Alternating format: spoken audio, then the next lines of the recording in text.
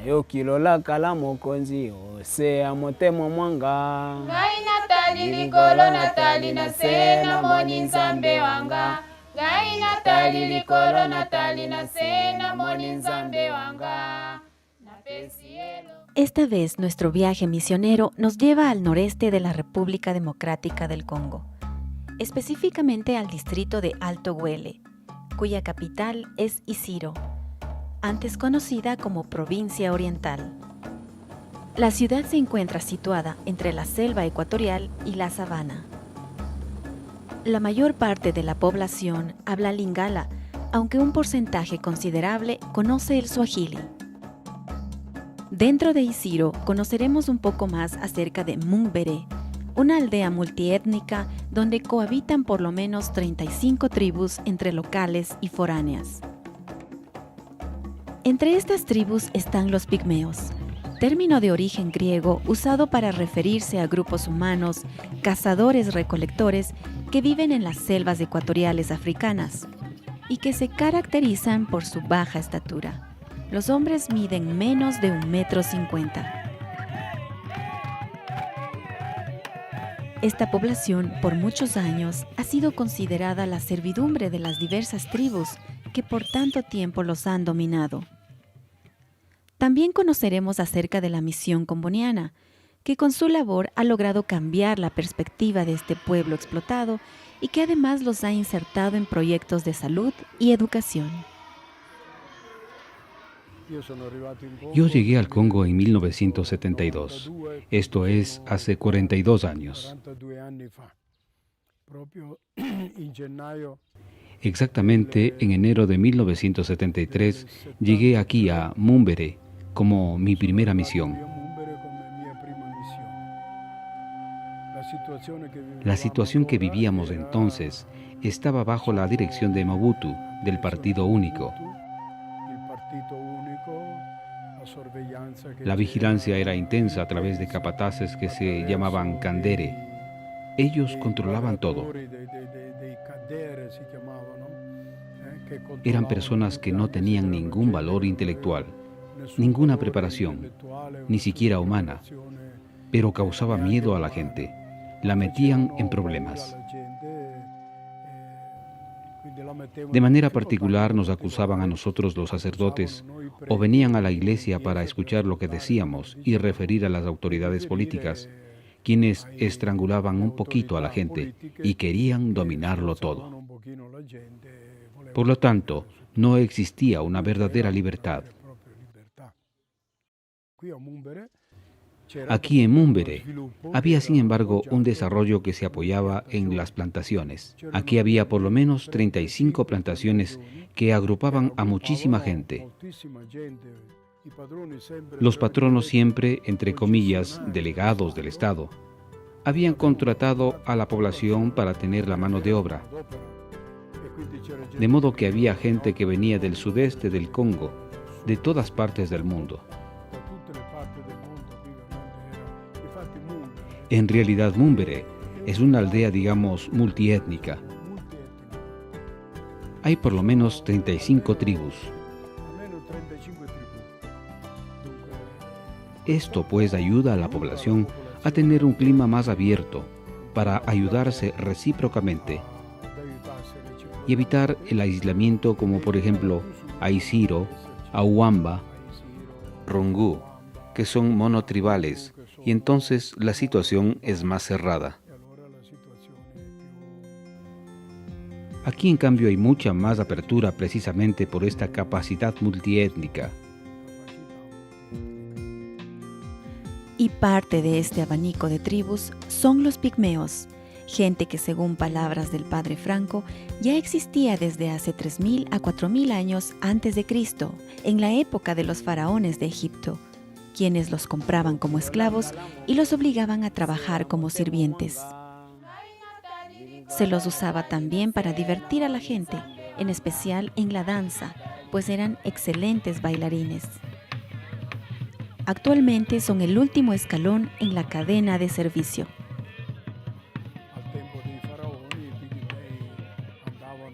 En la época de los faraones, Los pigmeos andaban por Egipto. Eran como los payasos de hoy, para divertir a la gente en el espectáculo.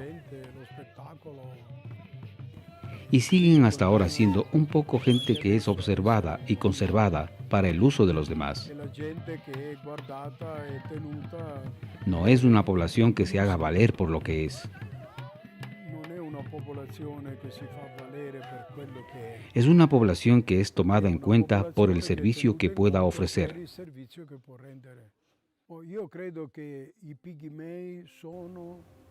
Yo creo que los pigmeos son los verdaderos autóctonos de esta tierra. O sea, a partir del Camerún, con una diagonal que corta el África hasta Ruanda y Burundi. Estas son las selvas principales más densas que no fueron tocadas por la colonización. Eran los lugares naturales de los pigmeos.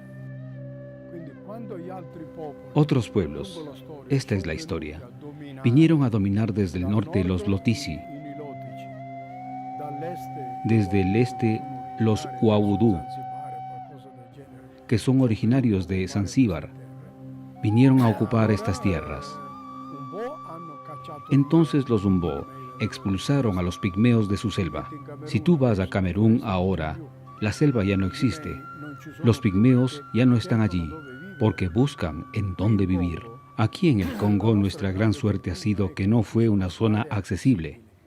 Entonces la selva se conserva todavía tal cual. Pero hacia el este, en donde ya han comenzado a trazar las vías, hay una deforestación muy grande. Talan el bosque y envían todo el producto de la madera que no se queda en el Congo. Hoy en día a los pigmeos se los utiliza como obreros, mano de obra no pagada o a bajo precio. De hecho, existe la tradición aquí de que los actuales pigmeos son la herencia que los antepasados han dejado a las tribus más dominantes, especialmente a los bantú. Sí, la gente tenía estos grupos de pigmeos bajo su dependencia. Vivían, comían al servicio del patrón. El patrón los mantenía, pero ejecutaban todo trabajo que requerían estos patronos. Por ejemplo, en Tirocongo, en una ocasión, como era la primera vez en que entraban en una zona para buscar un grupo de pigmeos, trataron de localizar a los pigmeos y estos, ¿en dónde se encontraban? A lo largo del camino se encontraba la casa del patrón. Detrás de la casa del patrón, ¿qué había? La cocina del patrón, una especie de cobertizo para hacer secar los platos.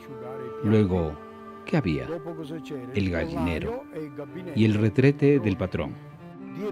Tras del gallinero y el retrete del patrón estaba el campamento del pigmeo. Entonces le dije al pigmeo: ¿son ustedes animales de este patrón que les humilla o son personas que merecen respeto? Si son personas que merecen respeto, ¿por qué no salen afuera, lejos del retrete, lejos del gallinero del patrón, y se colocan cerca del camino, en donde puedan construir sus casitas, sus campamentos, a la vista de la gente, sin esconderse de nadie?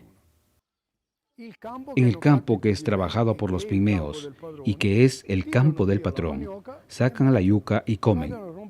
Van a romper el puntú o maíz y comen. Van a cortar un racimo de plátanos y comen. Pero comen siempre como gente que es de la familia del patrón. Pero no tendrán nunca ni libertad ni progreso.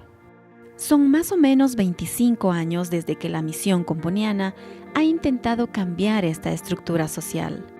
No ha sido un trabajo fácil, tomando en cuenta que a las tribus más numerosas y fuertes les resulta muy conveniente mantener el sistema, tal como nos cuenta el padre Franco. Hace 25 años iniciamos una actividad más específica con ellos.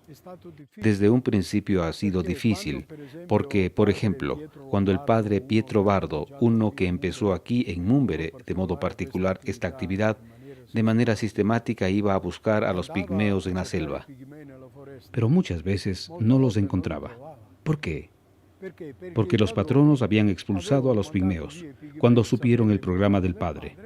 mandándolos a otro lugar para que el padre no los encontrara, y decían: el padre blanco viene y me come. ¿Comprendes? Estas situaciones eran realmente discriminatorias. Eran verdaderos siervos en manos del patrón. Con el tiempo han perdido ese miedo al blanco.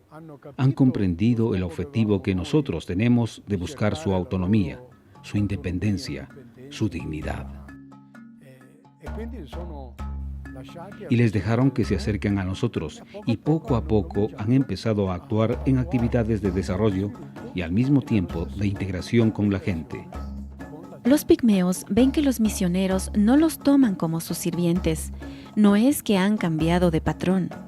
Ven a los religiosos como personas que los promueven y que los capacitan para integrarse a una sociedad.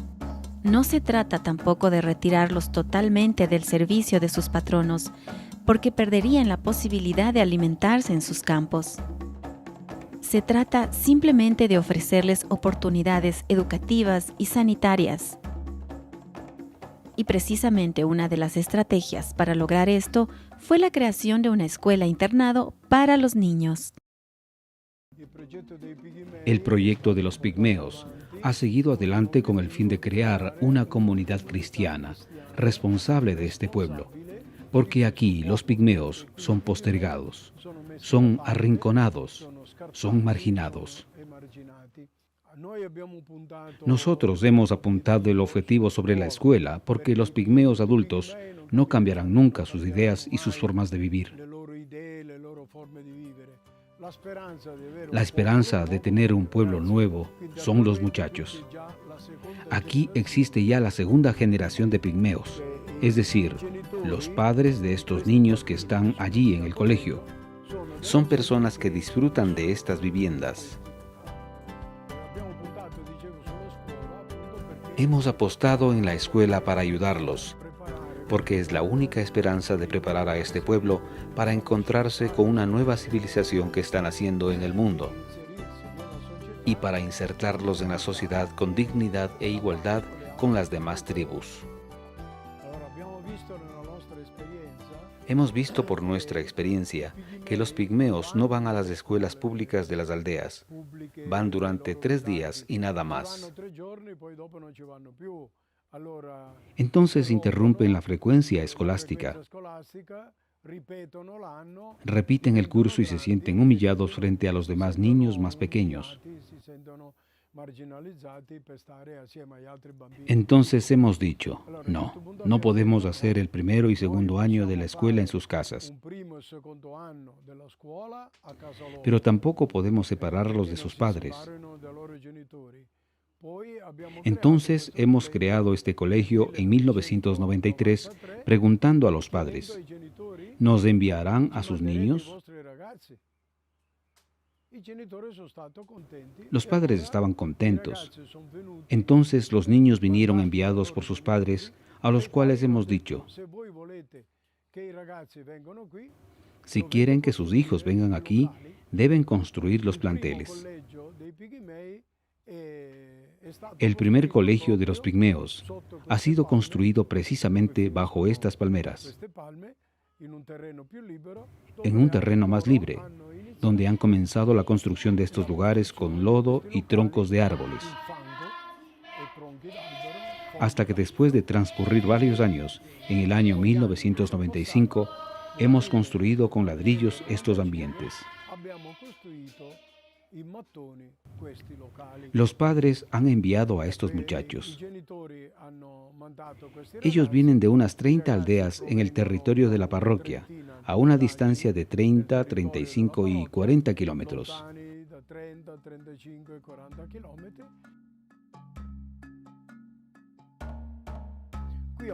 Aquí en Mumbere, tú has visto un pigmeo que es maestro, o un maestro pigmeo. Tenemos otros 2 maestros pigmeos que están en Uamba. Así la escuela ha dado frutos para poder lograr, digamos, que los pigmeos puedan comprender. Pero no puedo poner el evangelio en manos de los pigmeos, porque no hay quien sepa leer.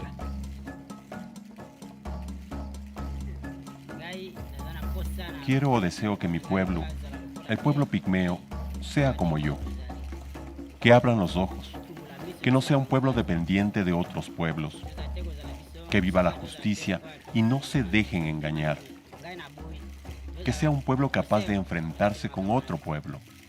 Personalmente pienso que el trabajo que ustedes están haciendo es bueno, porque estamos mirando los resultados. Hoy tenemos a los profesores y a algunos médicos que son fruto de su trabajo. Dios es nuestro creador, por lo tanto, Él es como un padre para todos nosotros. Jesús es nuestro hermano que vino antes que nosotros. Él es nuestro hermano mayor.